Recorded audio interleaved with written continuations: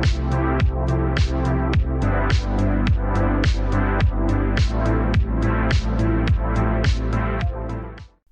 welcome everyone. You are listening to Bleeding Big Blue Podcast. Alex Savage, Produce back again. Subscribe to our YouTube channel.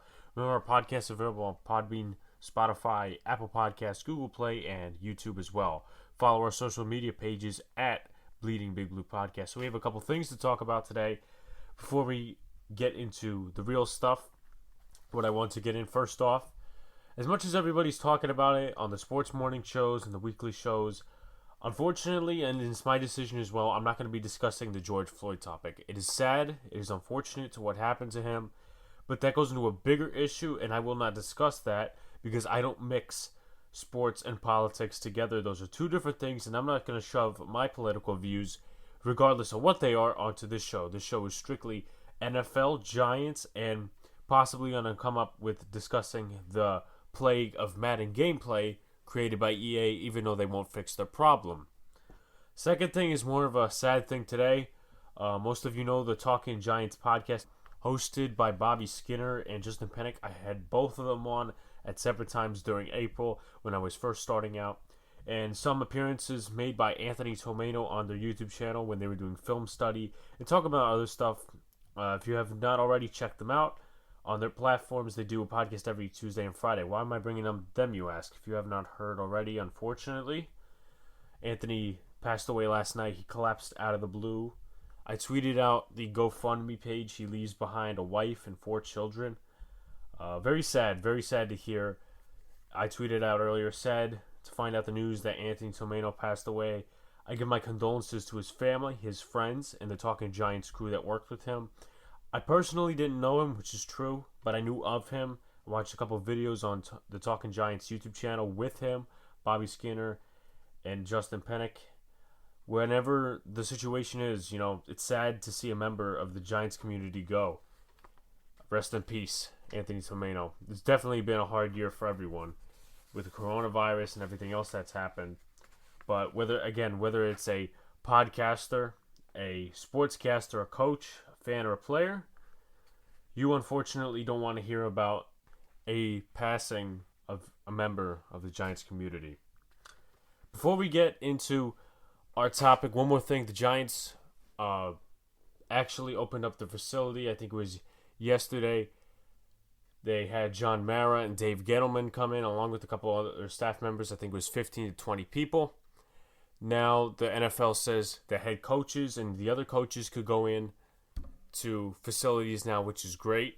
It's a step in the right direction, and it's definitely a step in the right direction for the Giants because they are one of those teams out there that has a new head coach, that has a new system on both sides of the football. So it's going to be really interesting to see, but as sooner the better they get out of this virtual program and right onto the field. And right now there's only 100 people allowed in the facility at one time. They're obviously following safety restrictions by state. Governors have different rules. Each of them implement their own social distancing, masks, rules, whatever, protection for COVID. But right now, that's a great step in the right direction for the Giants, especially the entire NFL, and we'll see if we get fans back. But let's get to the main topic, what we are discussing today. I also have a podcast coming out tomorrow. I don't know what I'm going to do. I'm going to tell you guys on Twitter and Instagram, of course, like I update you guys every single time I come up with something new. Obviously, over the last couple days, I came up with the idea of the top 5 New York Giants players coming into 2020. I did polls on Twitter and Instagram based on that. I get more votes on Twitter than I do Instagram, but that's okay because the Instagram votes also count as well. Now, here are the results if you have not been keeping track.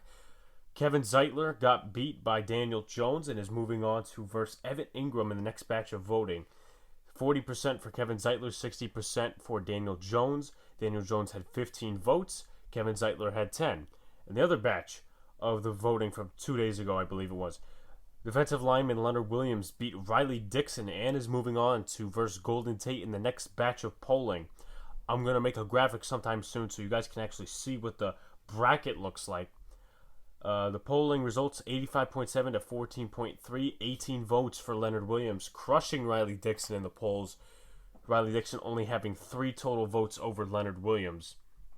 Not really over Leonard Williams, but he only had 3 votes against Leonard Williams. Next batch of polling is already on Twitter.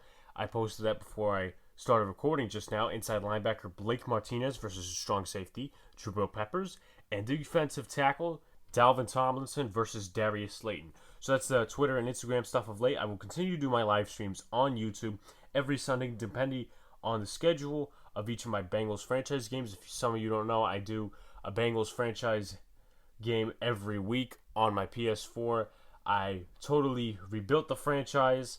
I just simulated the 2019 half of the franchise and went into 2020, picked up a lot of draft picks, traded AJ Green, traded a lot of people. If you look through my Twitter feed, I have all that stuff. Instagram will be much easier to find out the moves I made there. But spoil for the Week 2 matchup, I faced the Cleveland Browns at home, and Joe Burrow is my starter. Now, I have another announcement as well. Between June 7th and June 14th, revolving Sundays, I will be simulating the Giants 2020 season based on Madden predictions. What does that mean? A lot of YouTubers do it, so I'm going to invest in doing it. I'm going to upload a community roster and put it to my Madden game on my PS4 and simulate every game. I'm not going to play it. I'm going to let the game do it itself. You basically let the game simulate it, and then you guys are going to watch it, and then we'll record it, and we'll jot it by game and whatever. Very exciting stuff to see here over the next couple weeks. I still come up with very exciting content, very exciting stuff here. Thank you guys for supporting. So, main topic today, let's review some key players going into 2020 and what do they need to do to be in the Giants' future as a solid player. Now, some of these players are from my top 5 Giants 2020 candidate list.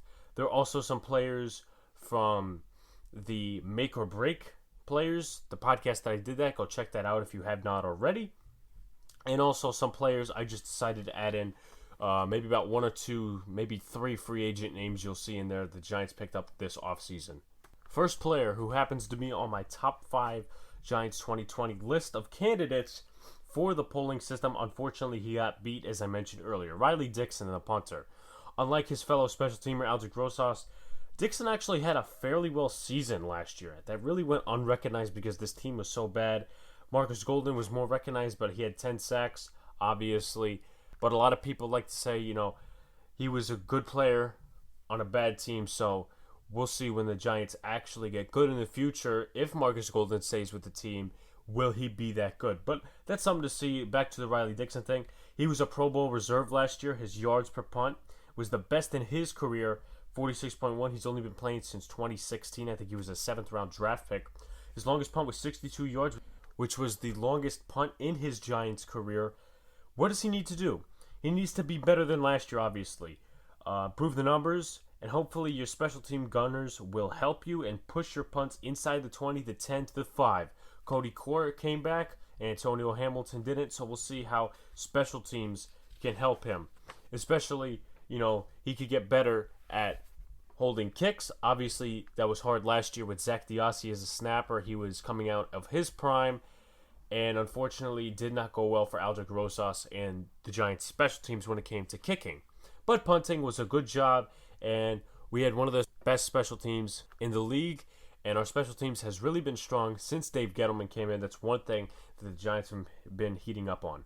Next player, Leonard Williams. He came over in a trade with the Jets in 2019, and he got some QB hits, pressures, hurries, but only half a sack. Now, my question is, why did he not get a sack with the Jets secondary? Because they were obviously way better than the Giants secondary. Now, obviously, you had a lot of rookies, but, Trumaine Johnson was not that good in a Jets secondary, but they were better. They had Jamal Adams, who could keep some stability in the secondary along with Marcus May. Trumaine Johnson didn't really have a good season. Blazin Austin, I think his name is, the rookie that they drafted in 2019. He had a good season at the end of the year, but didn't start till against the Giants, I don't think. Now, to show he's a piece of the future, what does he need to do? He gets more sacks on the interior. It's hard, we know. You're facing up against the guards, which are tougher. They do have short arms, but they're definitely bigger than tackles, because tackles you might need to lose a little bit of weight, and you need speed on the outside. These guys, you really don't necessarily need a lot of speed, but you just need to find a weak lineman. But he needs more than half a sacks. In order for that to happen, the secondary has to be stable enough and cover for long enough. The Giants really need to see an improvement in this pass rush in their secondary as well. So those two really play off each other when it comes to football. You have a pass rush. If it puts enough pressure on the quarterback, he'll get the sack, or force the QB to throw downfield or something, hopefully into a mistake. And that's how your secondary does it. Now, how flip-flop that? Secondary covers long enough, you bring the pressure, you get the sack. Other than pressuring the quarterback and getting the sacks, you have stopping the run. Joe Judge has expressed how important it is to stop the run because it sets up the pass and vice versa, much like the secondary and the pass rush working together. Now, why is Dave Gettleman always a big defensive tackle guy? Because he believes in a running league and a running NFL, running game NFL, that you need defensive tackles, these big guys, to stop the run. You need these 300-pound guys. That's why he drafted Dexter Lawrence, stopping the run. That's been a Giants problem over the years. But I will discuss my issue with that probably at the end of the podcast or another podcast episode, but there's a little bit of thinking that goes, you can't just put a 300-pound guy in the middle and expect to stop the run always. There's a lot that goes into that. But that's the case for Leonard Williams. Next one, Kevin Zeitler. Not much on him. He just needs to keep playing solid like he has his whole career. It's unfortunate that it's a popularity contest, meaning the Pro Bowl, because it showed for Landon Collins in 2018 when he didn't have his 2016 or 2017 season, meaning that he didn't have as much as production in there, but he got voted to the Pro Bowl. But Damon Harrison didn't when he was run stuffing for the Giants, and look what happened. It's a popularity contest. That's why I never liked the Pro Bowl. But anyway, on to Kevin Zeitler.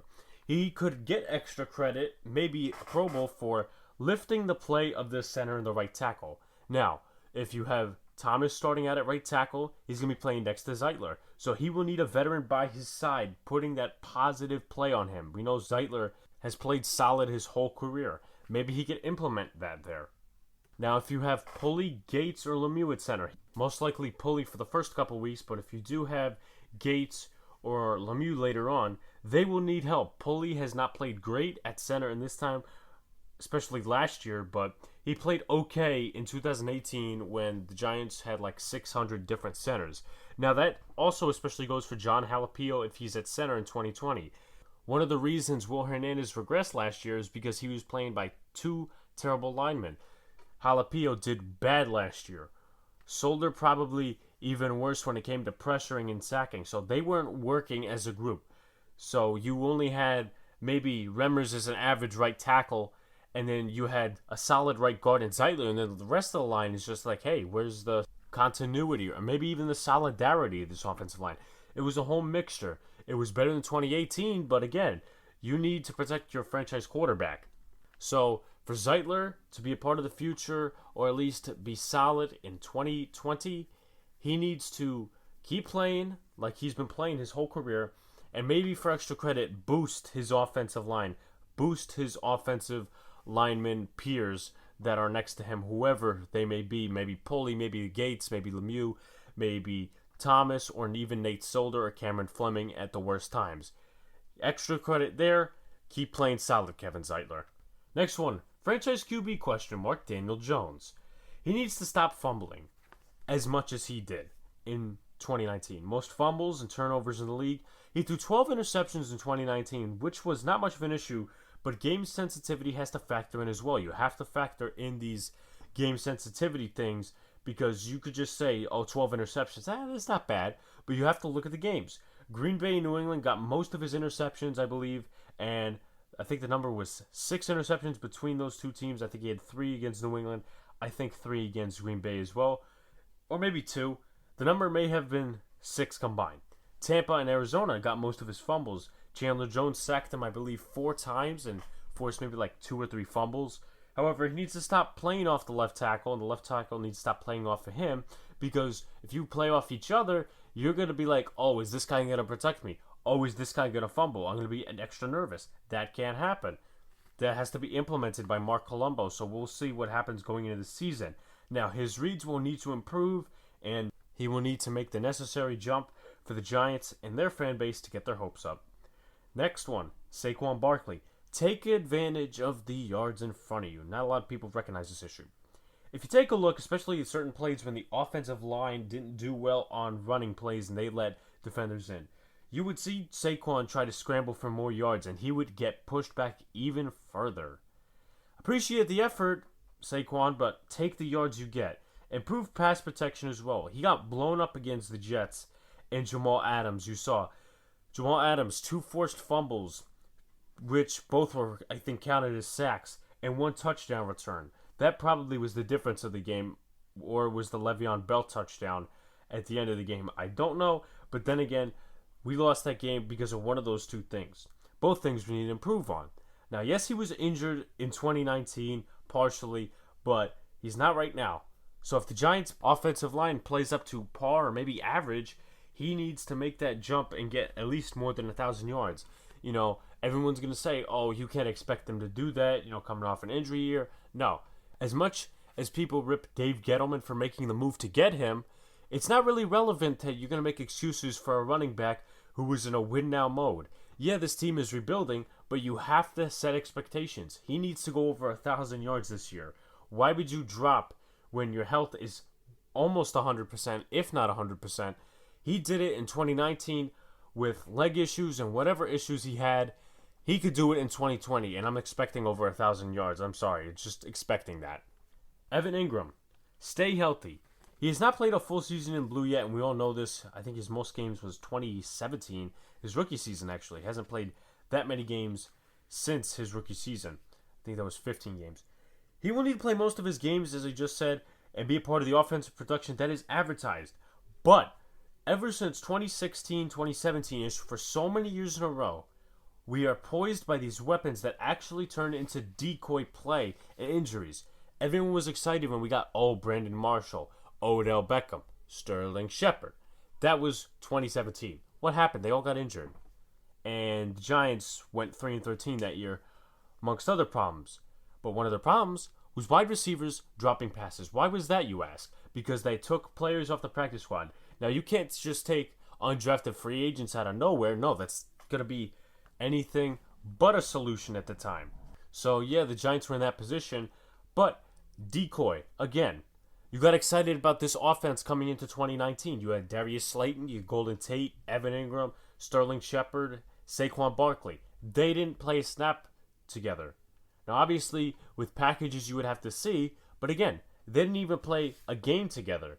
Golden Tate was suspended. Slayton was out the first couple of games. Sterling Shepard had a concussion. Saquon Barkley had an injury. So that's why I've taken into consideration predicting what this offense could look like, because it all depends on injuries. Now, put aside that, Evan Ingram's run blocking needs to be improved. Now, Red Ellison, he retired.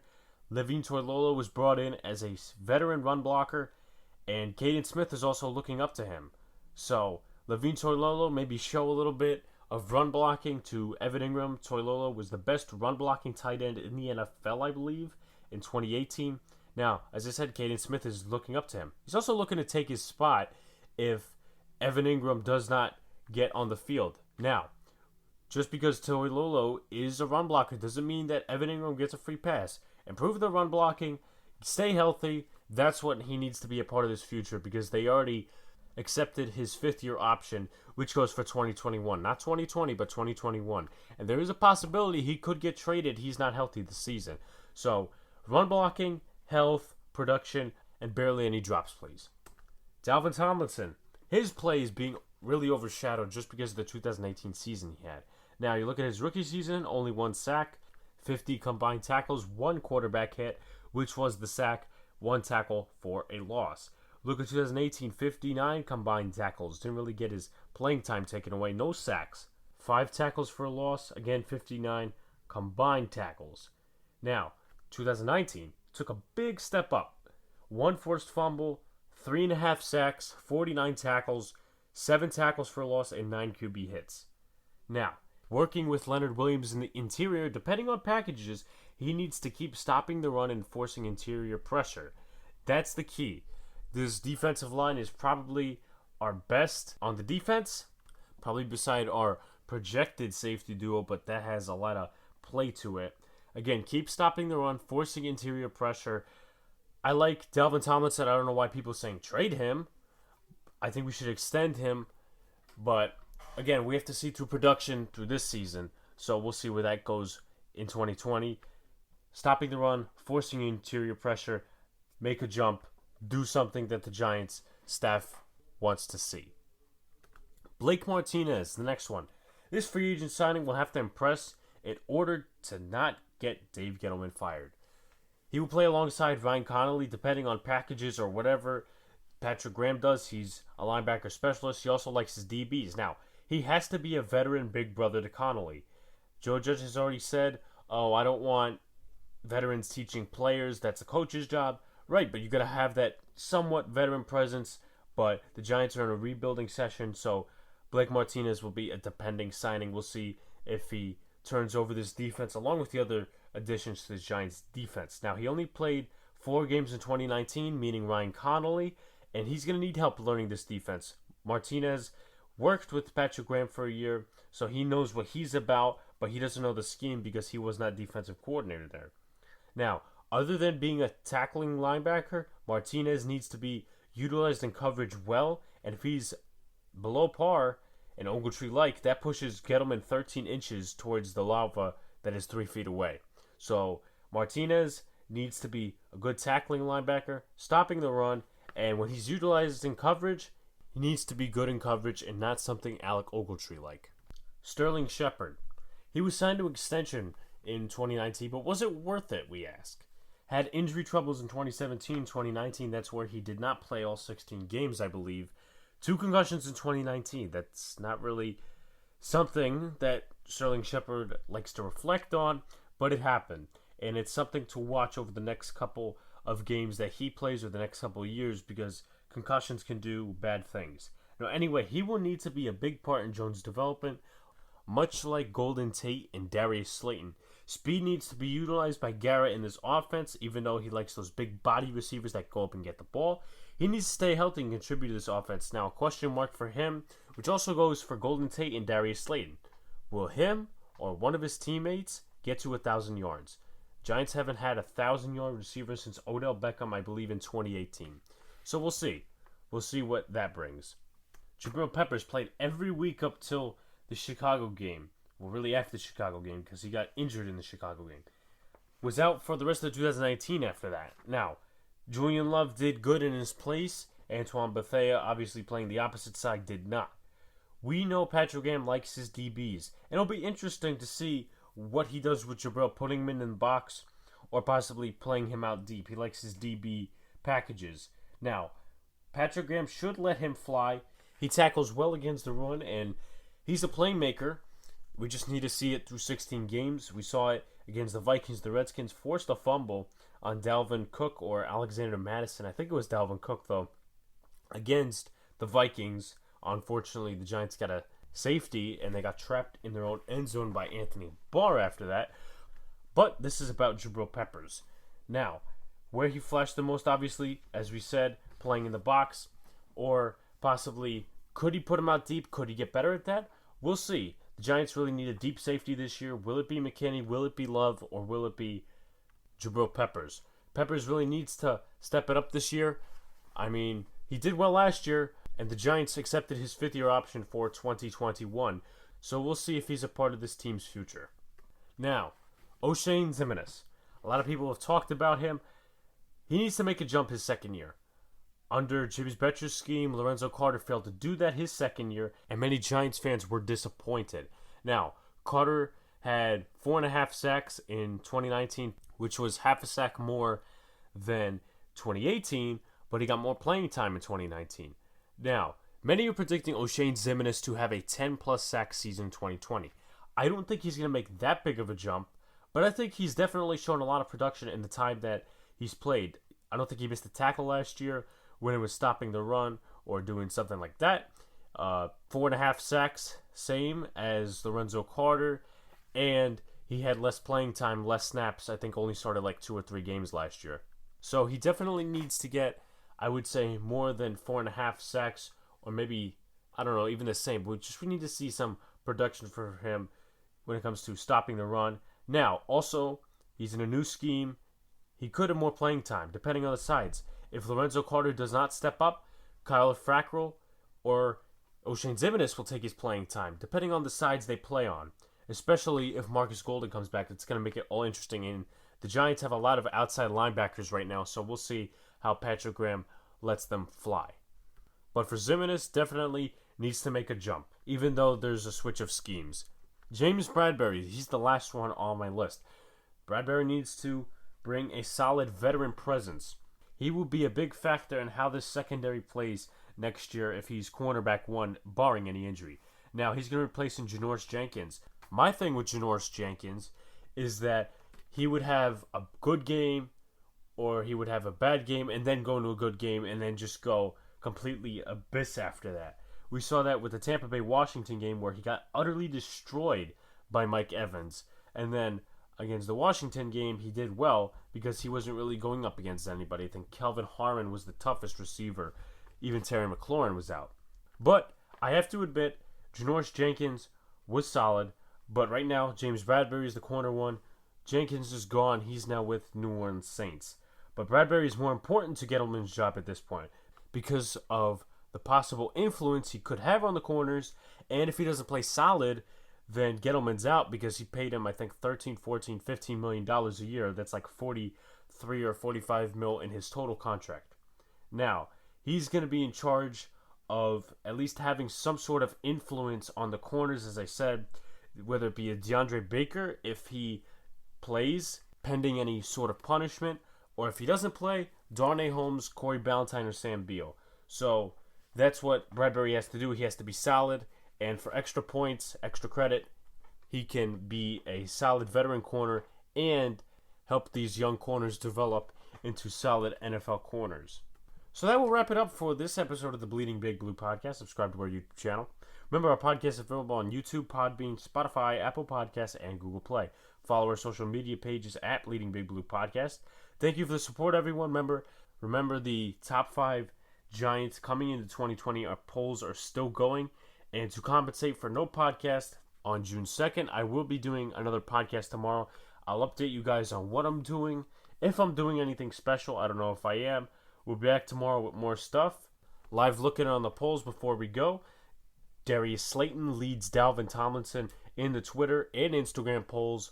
And also, Jabril Peppers leads Blake Martinez. Go vote on that. Thank you guys for supporting us, and we will see you tomorrow.